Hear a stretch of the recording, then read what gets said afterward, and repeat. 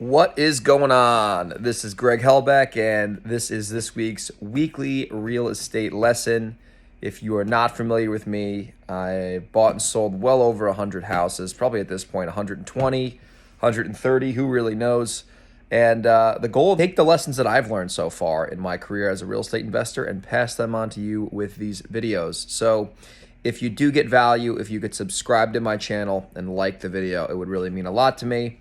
And we'll keep these videos coming. So today, the topic is how do you determine hard costs or construction when you're fixing and flipping properties, or when you're fixing properties up to rent, or if you're a wholesaler and you don't want to look like a fool trying to sell a property to a guy like me or some other buyer, right? At the end of the day, if you understand how much rehabs cost, it's going to give you a lot more confidence to make offers to people because you know what they'll sell for, what the repairs are going to be, and what offer you need to pay in order to make a profit, right? So when I look at a house, right, when I'm just going to tell you what I do. When I look at a house to figure out what it's going to cost to fix, whether this is virtual and someone's looking at it for me, or whether I'm physically at the house taking a look at it, I really kind of break the whole thing down to two items, right? Like two main items. There's major ticket items, and then there's cosmetic items, right?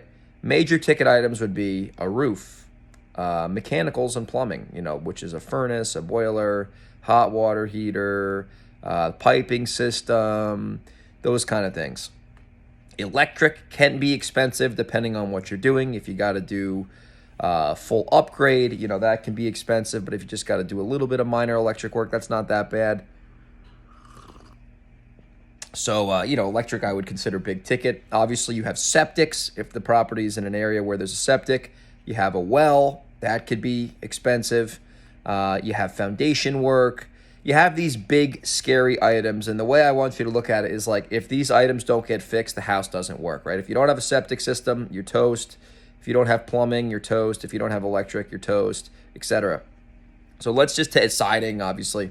So generally, a roof in most markets in America, to replace the entire thing, to rip off all the crap and put new crap on, is going to be anywhere, depending on the squares and etc. It's going to be anywhere from $10,000 to $15,000. If it's a normal house in a normal neighborhood and you're not doing a mansion in the rich part of town, so 10 to 15 for a roof. Okay.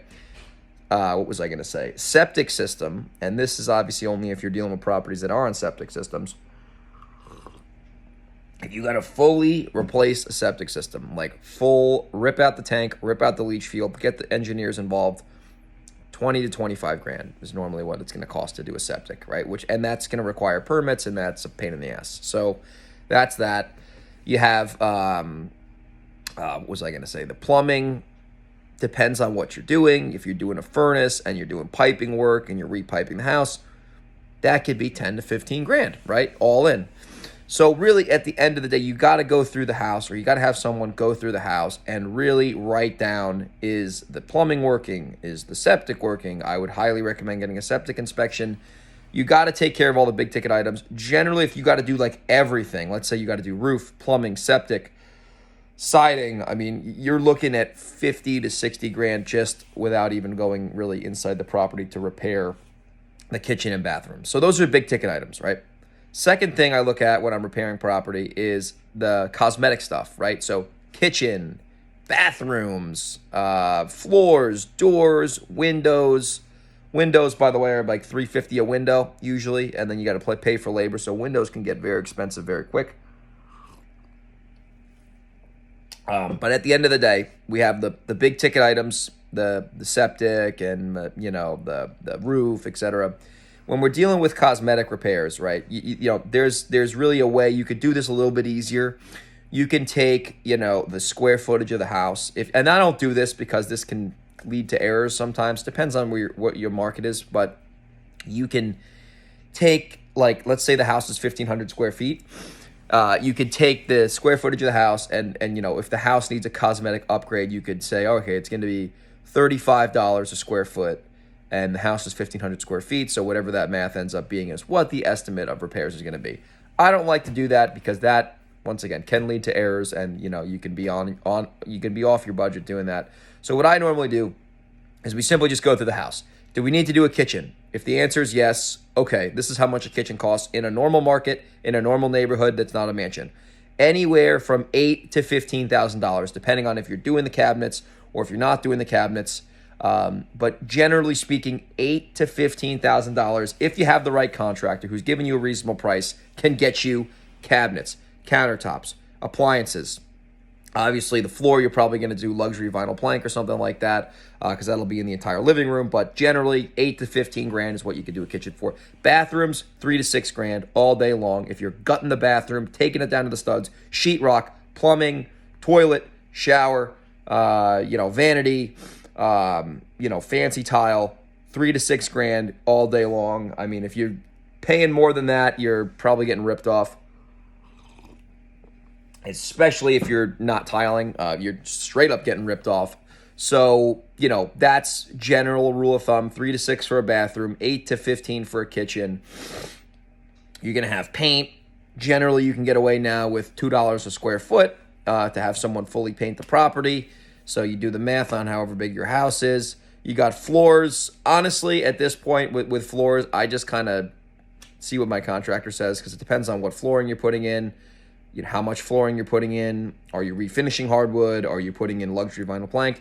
The main point I'm trying to make in this video, obviously I'm getting into the nitty gritty here, is you need to really just walk a lot of properties or have someone else walk a lot of properties. And you got to know little rules of thumb, like 8 to 15 for a kitchen, 3 to 6 for a bathroom. And then have contractors just start giving you estimates, right? And then when like generally you could do a cosmetic rehab in my area if there's no major ticket items for $35,000 to $50,000. If you're doing kitchen, paint, bathrooms, maybe putting a new door in, 35 to 50 grand. I know there's a 15K little swing there. That's normal. I mean, normal. Because think about it.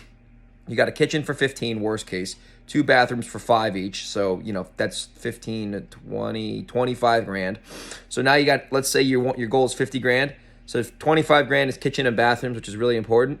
And then you have $25,000 left over for fudge factor, which is like stuff you missed, paint, carpet, floors. I mean, you'll have more than enough room on that rehab budget to get all that done, right? And make the house look beautiful. So at the end of the day,